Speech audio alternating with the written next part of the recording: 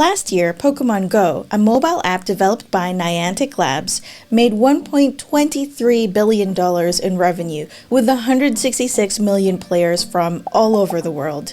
This level of success is unprecedented, especially for an app that was encouraging people to go outside at a time when many governments were encouraging them to stay inside. In tech, though, success comes at a cost. Here's what Niantic has to do under the hood to keep this massively popular game running. Hey everyone, I'm Nicole van der Hoeven. I've been helping companies do their load testing for over 10 years, and I like to talk about tech, travel, and taking notes. I'm also a Pokémon Go player. I've been playing it since the day it was released in July 2016.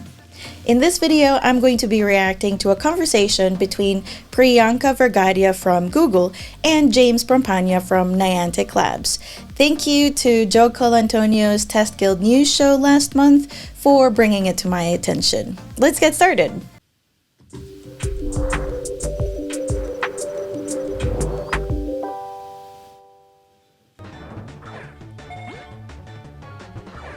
Yep. Okay. Everybody knows that you should be doing a curveball to catch Pokemon the fastest way. I am catching some Pokemon. Did you know that it was built on Google Cloud? Well, let's talk to GCP, okay. at Niantic Labs to take a behind-the-scenes look at Pokemon Go's architecture and how it scales for a large number of players. Hi, James. Welcome to the show. Pokemon Go is not your typical mobile game. I love that he's got Pokemon paraphernalia everywhere. Catching these little creatures around you called Pokemon that are appearing in the real world.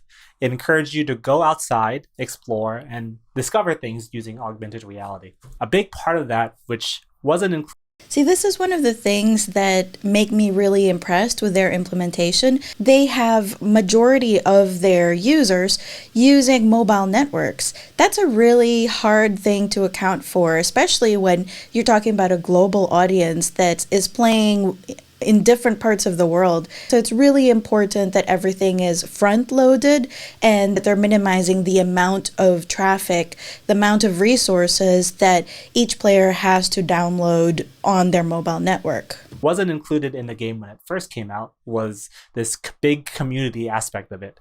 We really like this part of the game, so we made it a major part by hosting regular live events such as community days, raid hours, Team Go Rocket takeovers. It all culminates in this big summer event that we call GoFest. So this is a really brave move as well because they have events that are timed, so they happen at the same time for people in that time zone. And earlier on in Pokemon Go's history, I did experience some slowness and some congestion in the mobile networks, but I mean, that's a really difficult thing for them to plan for. I'm interested to see how they solve that.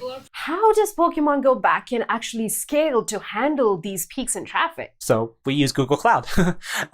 We have lots of services that need scaling, such as the Google Kubernetes engine and Spanner.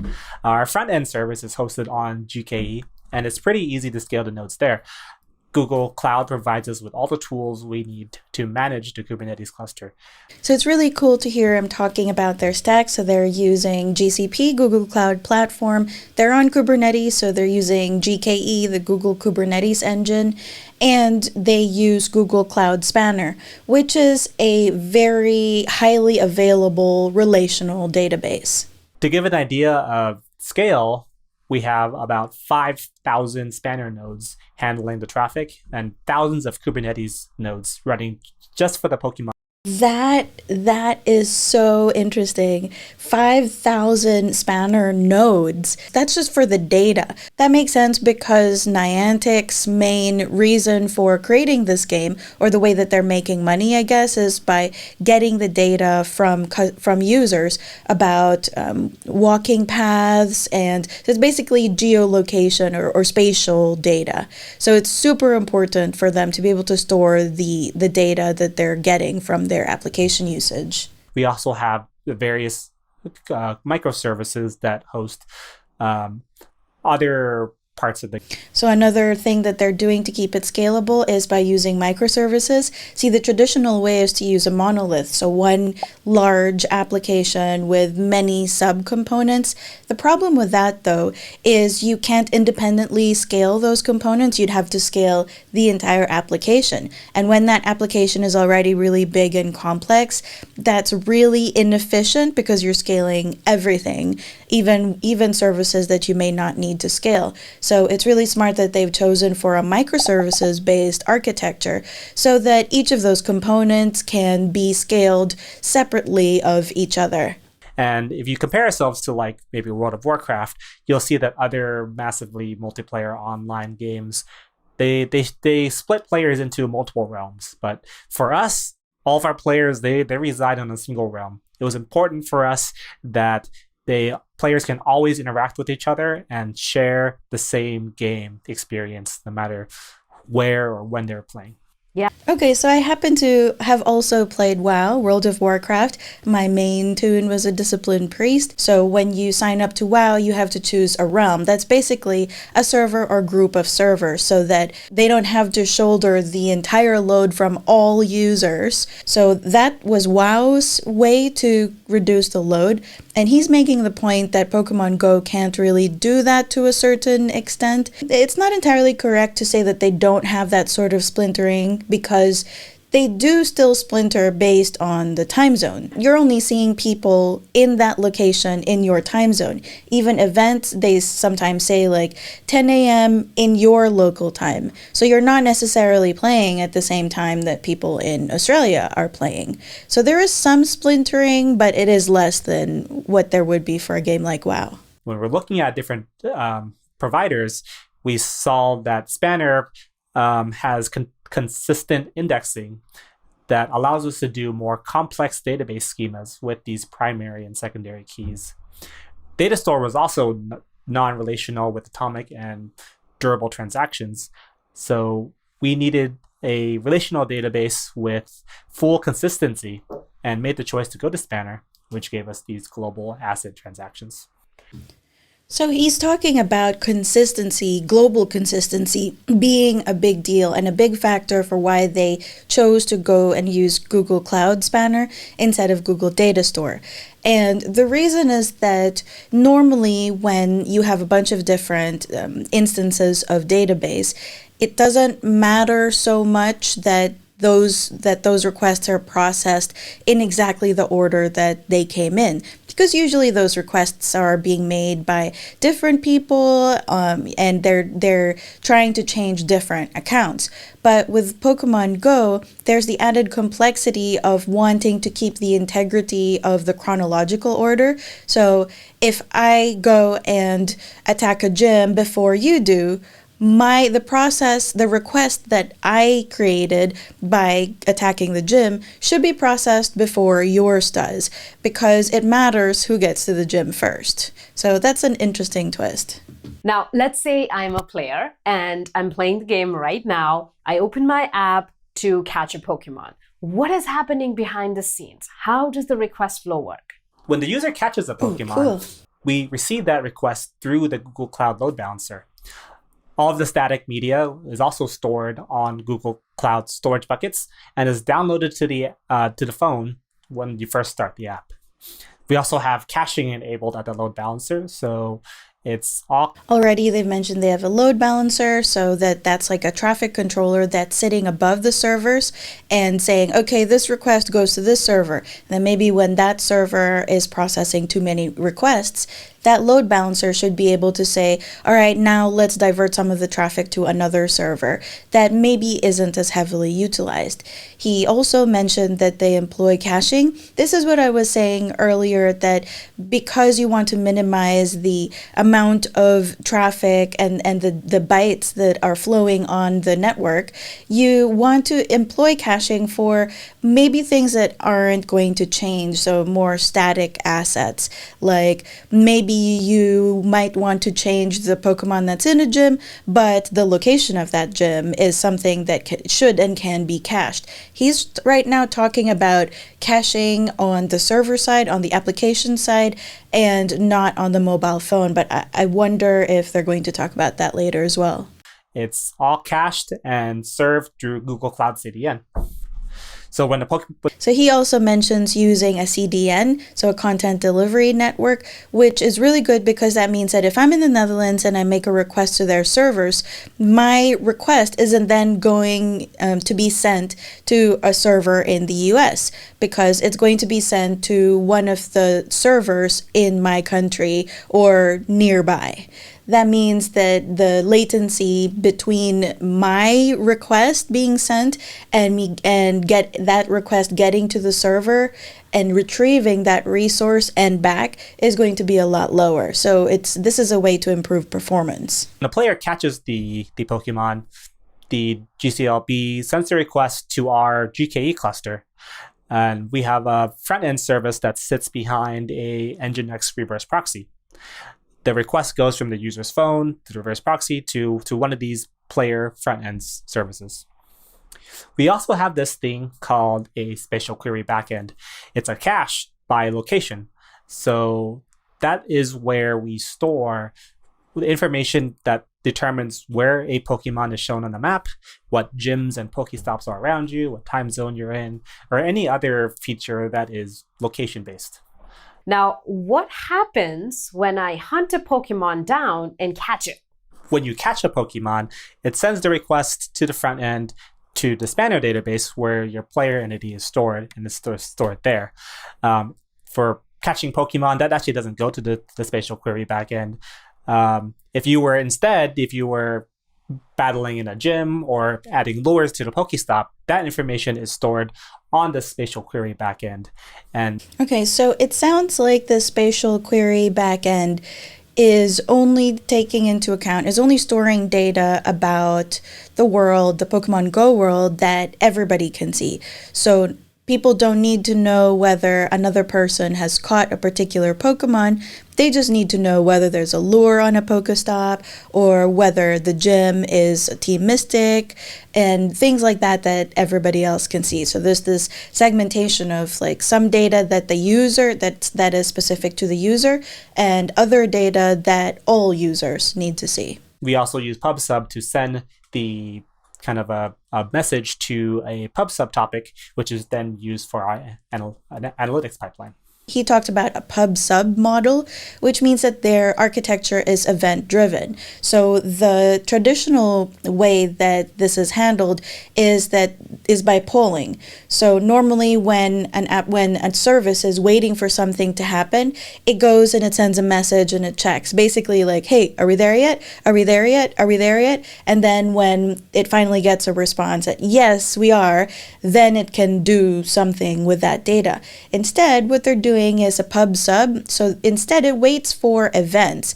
There is no constant polling, again reducing the amount of traffic that's going back and forth, and it just specifies criteria for what it is actually waiting for. And when that happens, after the services that require that event are subscribed, then that event is published to all of them, and then they can then do whatever they want with that event. So how do you ensure that when two people who are in the same geographic regions see the same Pokemon data and keep that relatively in sync, especially during the events? So it's actually pretty interesting. Everything in our servers are deterministic. So even if players are on different machines, they're sent to different front-end services. They all are, if they're in the same physical location, all the inputs would be the same, and the same Pokemon would get returned to both users. There's a lot of caching involved, and as well as precise timing, especially when the settings are changed and they need to be in sync across all the servers. So it's very tricky, but it was very important for us that all the players feel like they're part of this one shared world. I'm not entirely sure what he means when he says that it's deterministic. I'm going to guess, and I have no relationship with Google or with Niantic, but I'm thinking that what he means is that when you're catching a Pokemon, there is no request that's being sent to the servers to say, hey, did I catch this? Instead, there's probably some sort of algorithm, like, this Psyduck is caught 80% of the time and appears 2% of the time. So 2% of the Pokemons that you're going to see appear in this area are going to be Psyducks. And that's also reducing the load going back and forth, right? Because it's just the equation or the algorithm that determines whether you catch a Pokemon or not. This game data is of interest to our data science team. They use this for marketing purposes, for verification, for for example, we might want to say that this player or players caught X millions amount of Pokemon during our Saturday community day events. So it's important that we have that information in an easily accessible manner. So there's a lot of data here that they track. So I've got my distance walked, Pokemon caught, I'm at 18,878, Pokestops visited, total XP, start date. And then there are these medals as well. So they look at things like how far have you walked in total? So all of these things are data points that they store for every single user. No wonder they have such a focus on databases, right? As the events grow, like you mentioned, in some of these events, the traffic grows to millions of users per second. You also said 10 per to 20 second GB of data is generated. How does the system scale when it comes to data pipeline? Yeah, so with this increase of transactions, there is an increase of load throughout the system with a lot of our data pipelines. For things like BigQuery, a lot of that... I'm not actually sure. She was saying millions of users per second, but that's a little bit ambiguous. Maybe she meant millions of requests per second. And the way that they're trying to do that is they're reducing the size of those requests.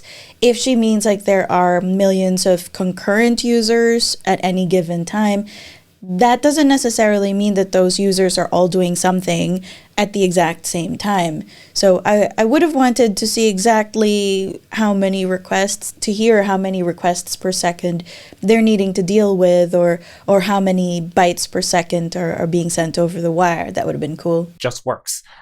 Google Cloud will handle the increase in traffic without any intervention. With that much traffic, obviously, health of the system is critical as well. How do you monitor the health of the system during these massive events? So we use multiple monitoring systems, including Prometheus, Grafana, and Google Cloud Monitoring. On a personal level, I actually prefer the Google Cloud Monitoring because it's very simple to use. Woo woo!